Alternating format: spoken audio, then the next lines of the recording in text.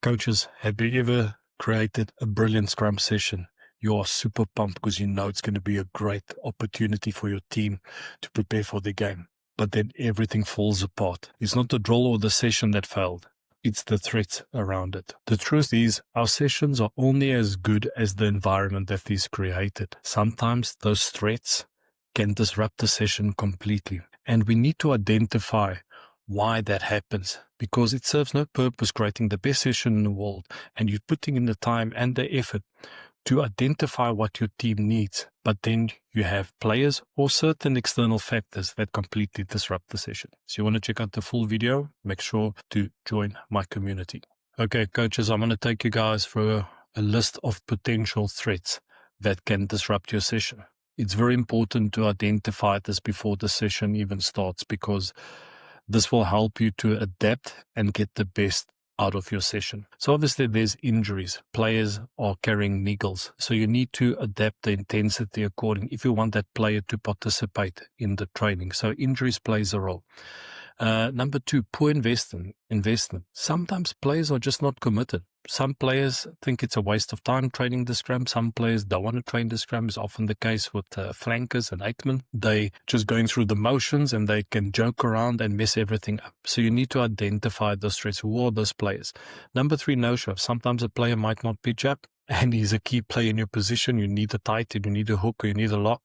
So you need to anticipate for that. What are you going to do when these guys don't pitch up? Last minute changes. So there could be an injury that wasn't, how can I say, beforehand. Or for example, you had 20 minutes of Scrum training, now you only have 10. You need to adapt. You need to kind of prepare for all these scenarios. Number five, time limits.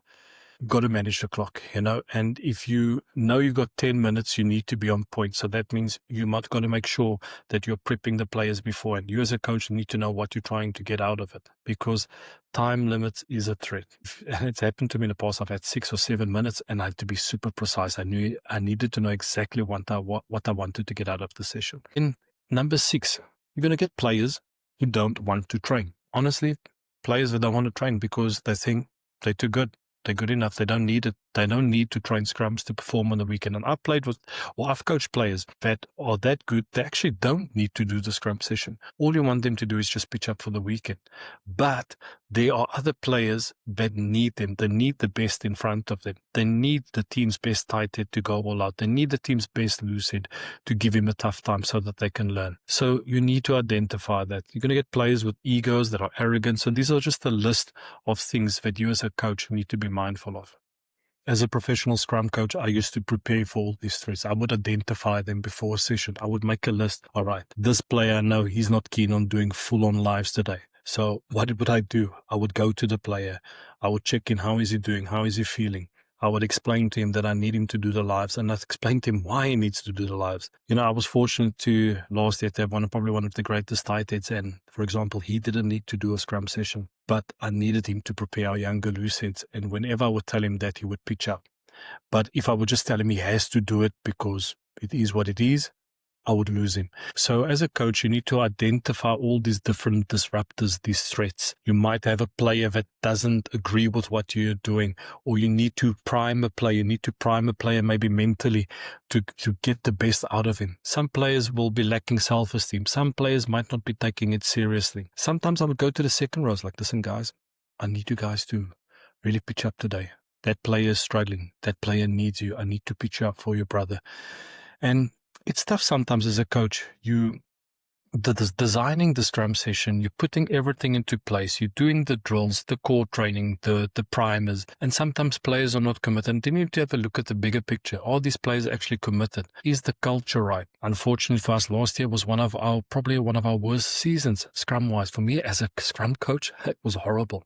But I quickly realized and identified there was another reason, a bigger problem, which had an effect on our Scrum performance. But I'm not going to dive into that right now. But coaches, identify the threats before training so that you are better prepared. It gives you the opportunity to adapt. So I'm going to take you through a simple process which can help you to better execute your training sessions. Okay, coaches, here's my simple framework on how to treat the threats. Number one, identify the threat before you step onto the field. Like I just mentioned before, identify what they are so you can treat them, so you can manage them before the session. Sometimes you might have a list of players, you know his body's hurting, but you need one rep from him just to give his best. Number two, set clear expectations early. What is the outcome that you're looking for? All right. What is the energy level that you want, the connection, the attitude? Identify what you want to get out of the session. Then number three, have a plan B. All right. That's very important. You need to be ready in case something goes wrong so that you know, okay, if this player pulls up or if that happens or 2 minutes get that cut. Sometimes it happened with me that we do a split session and the lineouts went on a bit long and I would lose 3 to 4 minutes and I had 10 minutes. All of a sudden I just have 6 minutes and the S&C coach tells me, sorry, that's it. Got to deal with it. So you always got to have a plan B. And then three, got to manage the mindset of the players. You got to, when before the session starts, you got to explain to the guys what we're trying to achieve, why we're doing the session. And I would acknowledge it sometimes, tell players, I know for some of you, scrums are very boring, but your brother needs you. The scrum is an opportunity for us to dominate our position, to mentally and physically break them. So you got to get that buy-in. You got to get the mindset right before your session starts. If you identify that your team is not 100%, you need to address that. All right. Step number 5, you need to maximize the quality in a limited time. So a lot of coaches often are just chasing reps. So if you got 10 minutes, I've done it in the past, I've made that mistakes, and I would get 10 reps in. 2 warm-up scrums, 8 scrums, and just boom, boom, boom. There's a time and a place for it. But you're going to focus on maximizing the quality. Don't just chase reps for the sake of chasing it. And there were some times I would have 10 to 15 minutes and I potentially only get 4 to 5 scrums in or 5 in. But what I would do is make sure we're getting the mindset right, making sure that players have the right assignments. I work differently as a coach. I would make sure the players are prepped beforehand.